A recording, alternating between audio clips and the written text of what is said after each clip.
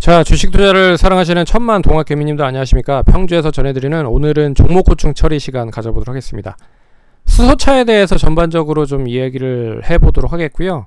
예전에도 수소차 관련된 종목에 있어서 간단하게 언급을 해드렸는데 일단 오늘은 두 종목 카톡과 여러가지 이메일 쪽으로 수소차 관련된 문의를 많이 해주시는 분들이 많아서 오늘은 대우부품과 동화성에 대해서 설명해드리려 합니다.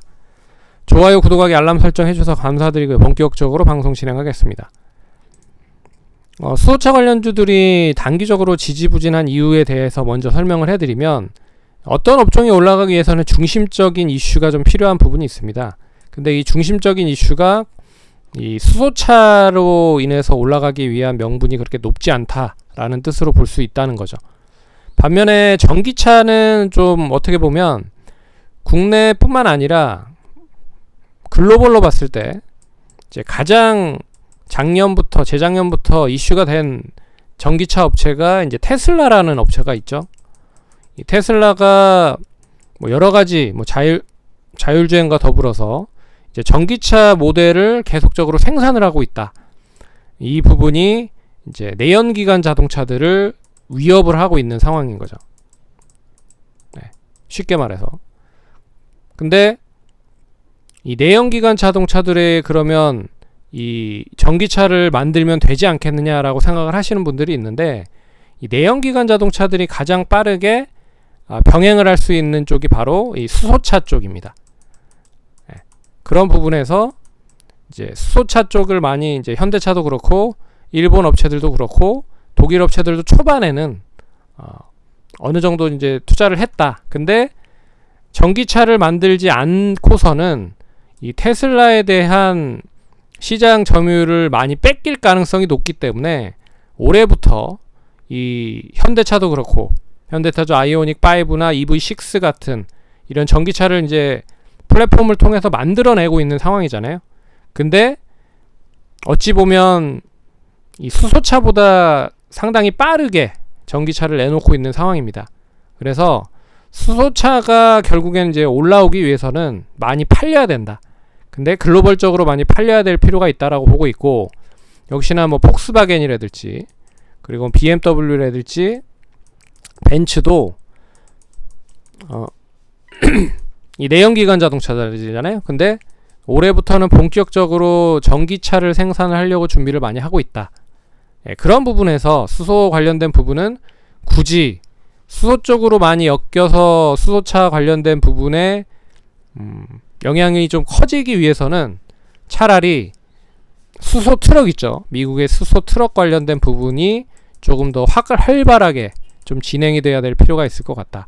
그래서 전기차 쪽은 전기차 라인은 결국 테슬라 쪽에 좀 단기적으로 밀린 그런 부분을 좀 복구를 하기 위해서 수소차로 현대차가 만회를 해보려고 노력을 했으나 그게 이제 쉽지 않은 부분인 것 같고, 그런 부분에서 이제 내연기관 자동차들이 하나 둘씩 전기차를 생산을 하기 시작을 하고 있다.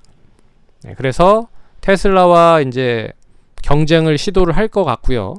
그런 가운데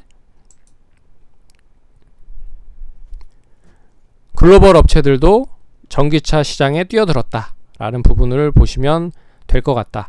근데 이제 수소차가 올라가기 위해서는 수소 트럭이라든지 다양한 쪽으로 좀 연계가 될 수 있는 부분이 좀 필요하지 않을까.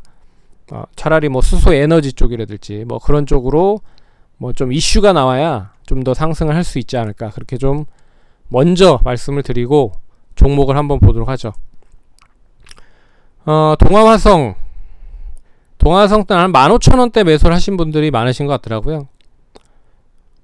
결국에 이제 차트를 보시면 차트 추세는 고점에서 계속 밀리고 있는 흐름이고 이제 고점이 낮아지고 있는 상태잖아요.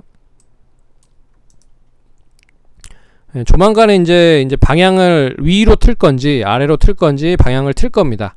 이제 하반 경직은 어느 정도 이제 만들어 놓은 상태 12,000원에서 11,000원 정도 어느 정도 하반 경직은 만들어 놓은 상태에서 이제 위로 올라갈 수 있는지에 대한 여부를 생각을 해보시면 좋을 것 같고, 단기적으로 봤을 때는 한 13,000원까지 반등이 유지가 되면 이번에 상승은 15,000원까지도 상승 가능하다.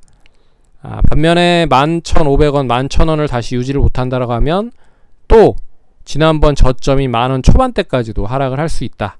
그래서 추세적인 흐름을 잘 눈여겨보셔야 될 필요가 있을 것 같고, 대부분은 2,650원 정도의 매수를 하신 것 같아요. 뭐 단기적으로 봤을 때는 조금 밀리긴 했지만 뭐 이틀 연속 조정이 나왔다. 역시 대우부품도 추세적인 흐름으로 보면 계속 이제 고점에서 밀리고 있는 상태다. 추세가 고점 올라가려고 하면 밀리고 오늘 근데 이틀 연속 상승을 했기 때문에 이번 이제 단기적인 추세가 전환이 된다. 다시 매수하는 가격 2,600원까지 올라간다라고 하면 2,700원 이상까지도 한번 노려보실 필요가 있지 않을까, 그렇게 보고 있고, 주봉상으로 봤을 때 뭐 길게 박스권을 그리고 있는 모습입니다. 그래서 가격적으로 보면 한 2,400원에서 3,300원, 400원 정도, 1,000원 내에서 계속 몇 년간, 뭐 2020년과 21년간 2년간 좀 유지를 하고 있다. 그래서 이걸 틔우기 위해서는 어떠한 모멘텀적인 이슈가 좀 나와야 된다, 라고 볼 수가 있을 것 같습니다. 그래서 참고를 하시면 될 것 같고, 아직까지는 박스권이 유효하다 라고 생각을 하시면 될 것 같습니다. 근데 이 수소차 관련된 종목들을 보시면 전반적으로 다 이런 흐름이에요. 인지 컨트롤스 많이 좀 양호한 흐름을 보이고 있는 것 같은데, 동아화성, 풍국주정, 그리고 일진다이아,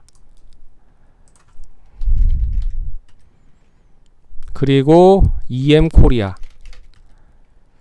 결국엔 이제 추세가 계속적으로 좀 지지부진한 흐름이 이어지고 있다 라는 상황이 나타나고 있는 거죠.